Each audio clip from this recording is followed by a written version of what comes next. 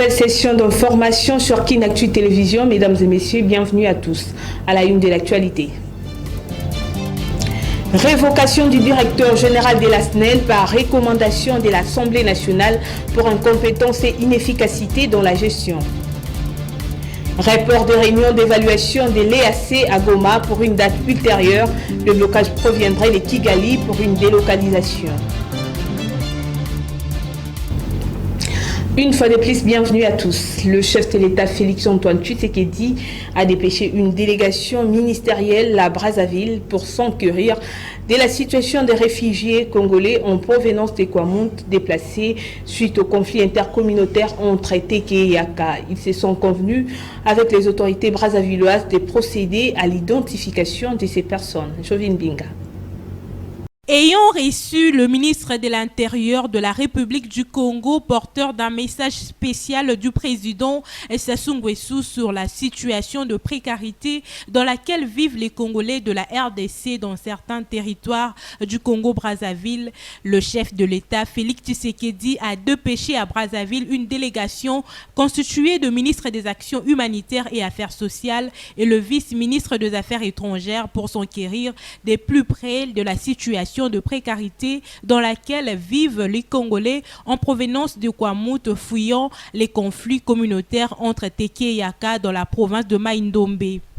Ils se sont convenus avec les autorités brazzavilloises de procéder à l'identification de tous les Congolais venus comme réfugiés pour en déterminer et lister ceux qui manifestent les désirs de retourner au pays et ceux qui veulent rester, mais dans le respect des normes congolaises, pays d'accueil qui a sensibilisé tous les services à Pointe-Noire pour faciliter cette mission.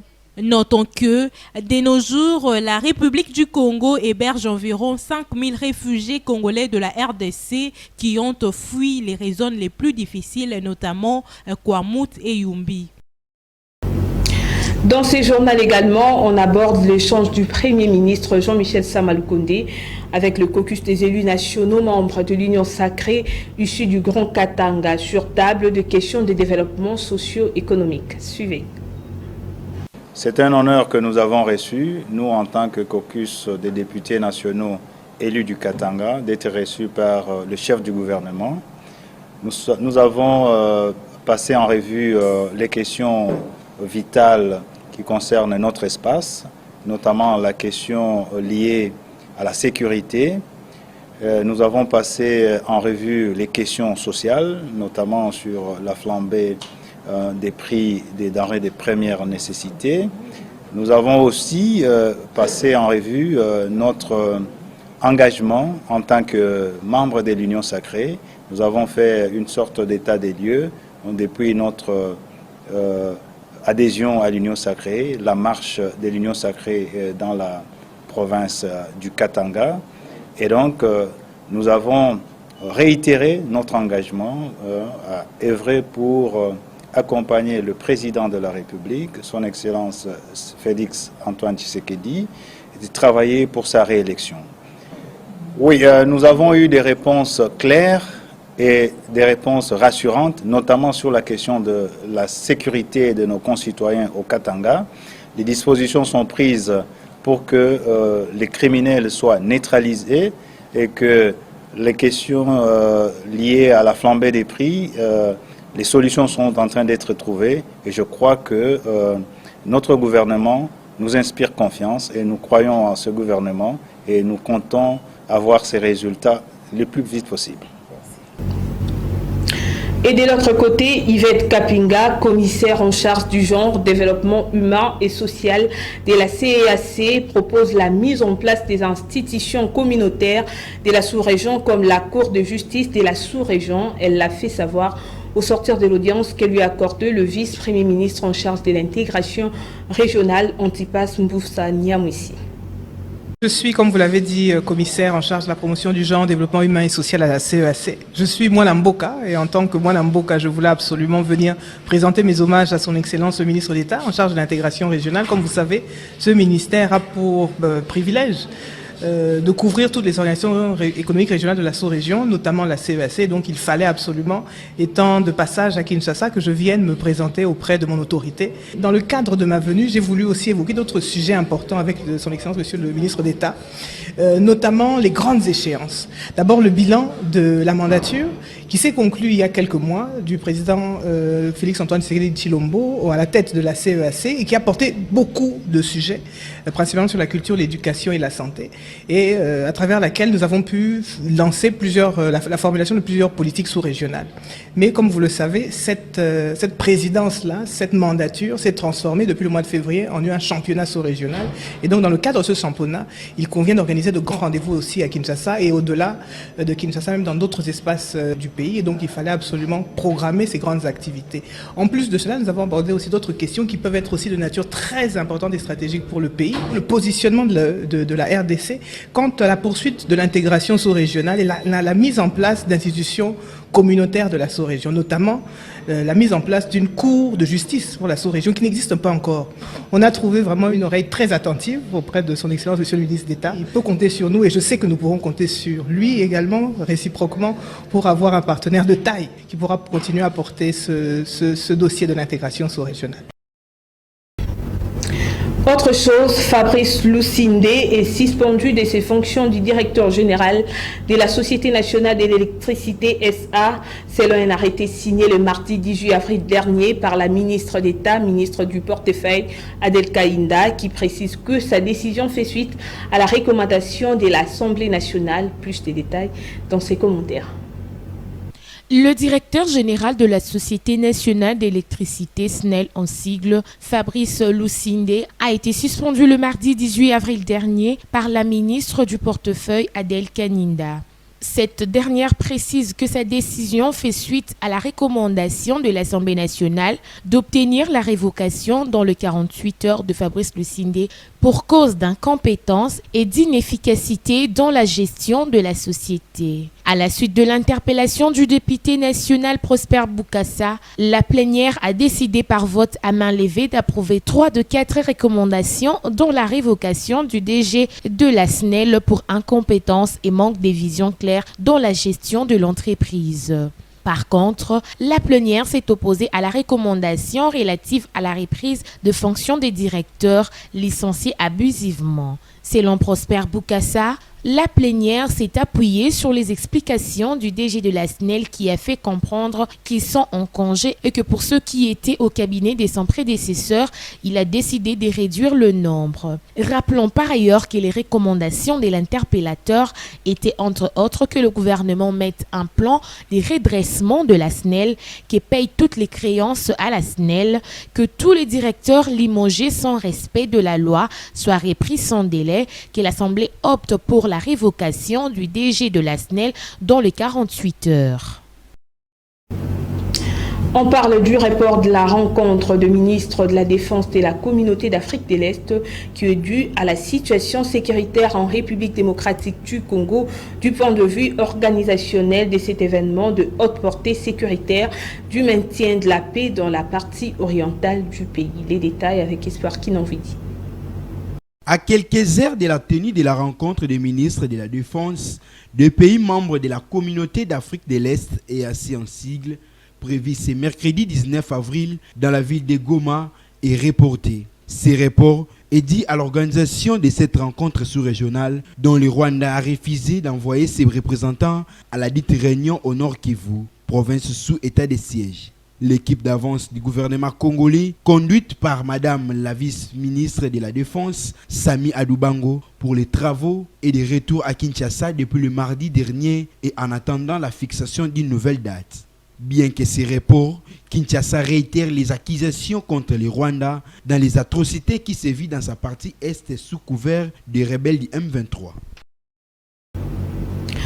Bientôt, un troisième groupe de fonctionnaires de l'administration publique de l'État seront retraités. Déjà, l'opération de contrôle de la conformité des dossiers des agents remplissant les critères est déjà lancée depuis plus d'une semaine. C'est le vice-premier ministre en charge de la fonction publique, Jean-Pierre Liao, qui l'a annoncé à travers une note circulaire du processus de mise à la retraite des agents des carrières et services. Poursuivant ces journaux, le vice-ministre de la Santé, Serge Emmanuel, s'est entretenu mardi 18 avril dernier à Kinshasa avec une délégation de l'initiative mondiale pour l'éradication de la poliomyélite dans le cadre de la campagne nationale de vaccination contre cette maladie qui aura lieu du 18 au 20 mai prochain en République démocratique du Congo. Serge Emmanuel a saisi cette occasion pour faire un plaidoyer auprès des bailleurs de fonds afin d'appuyer logistiquement l'Institut national de santé.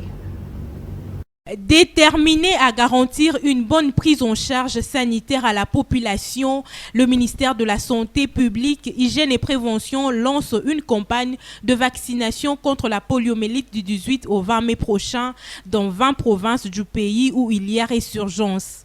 C'est dans ces cadres que le vice-ministre de ces secteurs, Emmanuel Olen, a échangé sur la question avec une délégation de l'Initiative mondiale pour éradiquer cette maladie. Cette équipe des bailleurs des fonds composée des représentants de l'OMS et de l'UNICEF a le souci d'obtenir du gouvernement congolais l'engagement dans les activités de riposte à travers la vaccination prochaine des enfants de 0 à 5 ans. Par ailleurs, la RDC a rassuré le partenaire en santé de la volonté du gouvernement de mettre en œuvre la vision du chef de l'État sur la couverture santé universelle. Signalant que la République démocratique du Congo figure parmi les pays de l'Afrique ayant déjà connu plusieurs cas de poliomyélite et cette fois-ci l'accent pendant la campagne est mis sur les provinces où les comités locaux de riposte seront installés.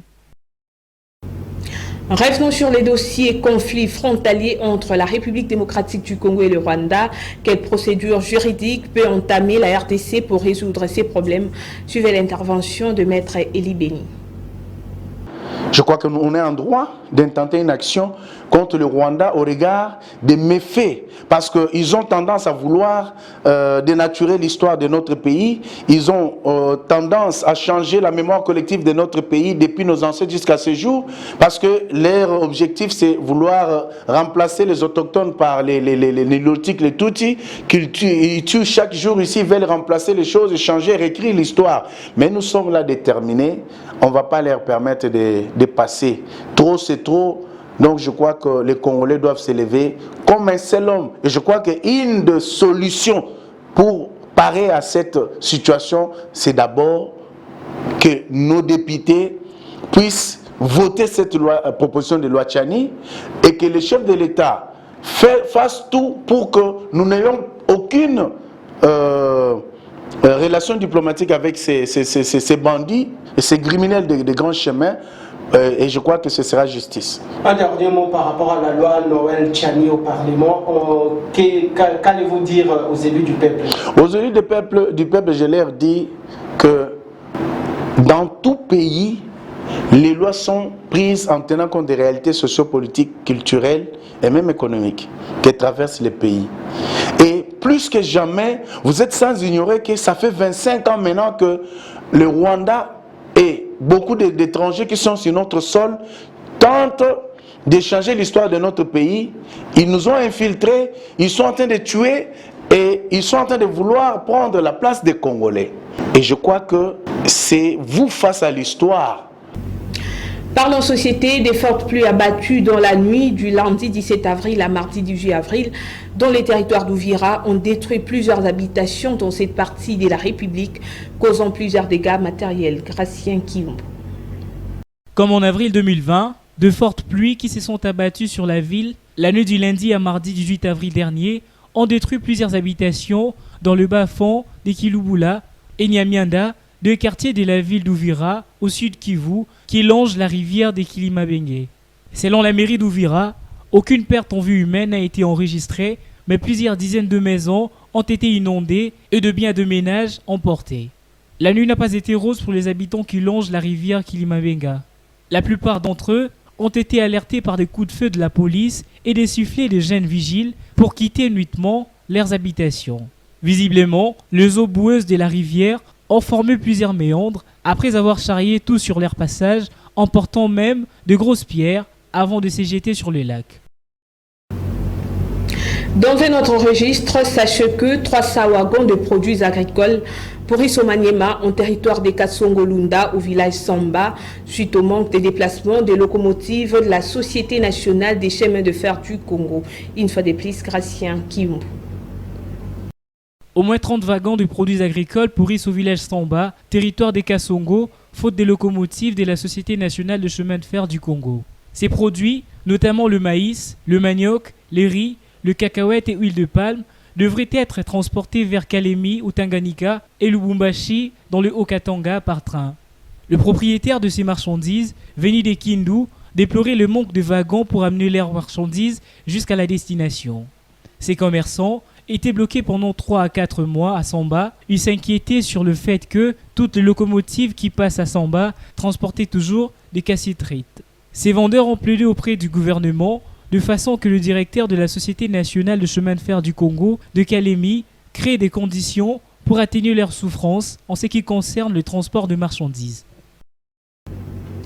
C'est à Kinshasa que se tient le 2e séminaire de formation pour orienter l'action de la culture sous les thèmes management des activités et équipements culturels. Depuis le 17 avril dernier, cette formation est organisée par l'Université Senghor et l'Agence française de développement. Regardez. Mieux penser l'action de la culture sur le territoire et le public, telle est l'intégralité du thème de ce 2e séminaire qui tient lieu à Kinshasa. Il est organisé par l'Université Senghor, l'Agence française de développement et Trace Academia dans le cadre du projet Créer Africa pour accompagner et former les acteurs de la culture en Afrique. Les activités ont été ouvertes le lundi 17 avril dernier par le ministre congolais de la Culture, Arts et Patrimoine et iront jusqu'au vendredi 21 avril. Parmi les bénéficiaires de cette formation, le chanteur Fred Kabeya, le cinéaste Deborah Kabambi, les danseurs Jackson Loanga, les comédiens Israël Chipamba et bien d'autres, artistes et opérateurs culturels africains de 14 nationalités différentes. Sur 36 participants, 20 sont étrangers et 16 congolais. Le cadre thématique du projet Créer Africa sont en lien avec le développement durable, le politique publique, le management des activités et équipements culturels, ainsi que l'entrepreneuriat et le financement.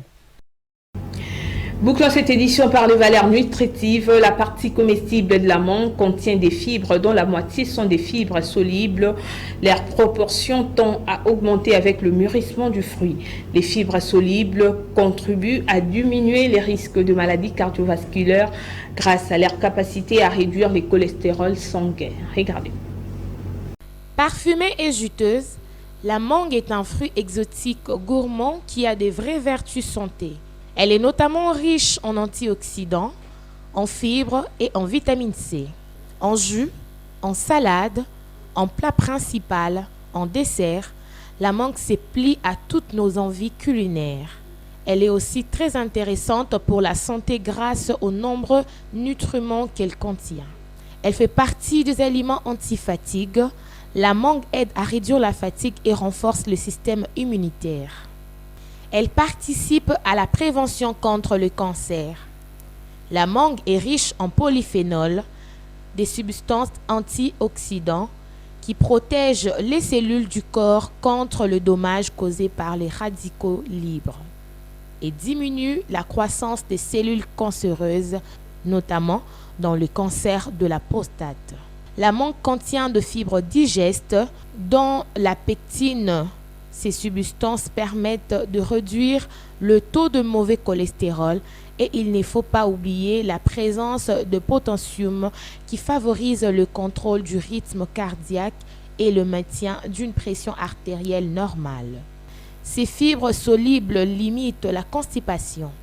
Elles renferment aussi des enzymes digestives qui favorisent la digestion. Retenons que la mangue se conserve dans un endroit frais au-dessus de 6 degrés Celsius, donc pas au frigo et pas plus de 2 à 3 jours car elle s'abîme vite. Ainsi s'achève cette grande édition du journal, mais avant de nous quitter, le rappel des titres.